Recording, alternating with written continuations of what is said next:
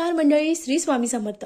आमच्या घरातील मुलाचं मुलीच्या लग्नाचं वय झालं आहे, पण तरी इच्छित स्थळ आम्हाला मिळत नाही।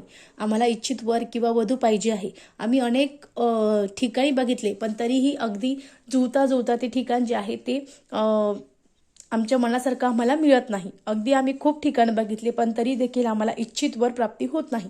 तर मंडळी, आज आहे महादुर्गा अष्टमी। या महादुर्गा अष्टमीला तुमच्या आजूबाजूला कुठेही मंडळाची तिथे जी नवदुर्गा बसलेली असते तिथे तुम्हाला जायचं आहे। जाण्यापूर्वी तुम्हाला 2 नागवेलीची पानं, त्यासोबत थोडेसे तांदूळ घ्यायचे आहे अख्खे, त्याला रंगीत लाल करायचे आहे आणि एक सुपारी घ्यायची आहे। तिथे जाऊन नवदुर्गेला नमस्कार करायचा आहे। मुलगा मुलगी दोन्ही हे करू शकतात। नमस्कार करायचा आहे। त्यानंतर जे पान आहे विड्याची ती तिथे ठेवायची आहे। शक्य असेल तिथे जर हळदी कुंकू असेल तर पानाला हळदी कुंकू लावा।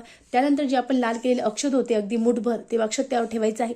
सुपारी ठेवायची आहे, सुपारीला हळदी कुंकू लावायचं आहे आणि माता दुर्गेला सांगायचं आहे की या वर्षी लवकरात लवकर माझ्या विवाहाचा योग येऊ दे आणि इच्छित वर प्राप्ती मला होऊ दे। हा उपाय मुलगा मुलगी कोणीही करू शकतो। आई वडिलांना करणं चालणार नाही। जे इच्छित वर आणि वधू आहे त्यांनी हा उपाय करावा। श्री स्वामी समर्थ। धन्यवाद।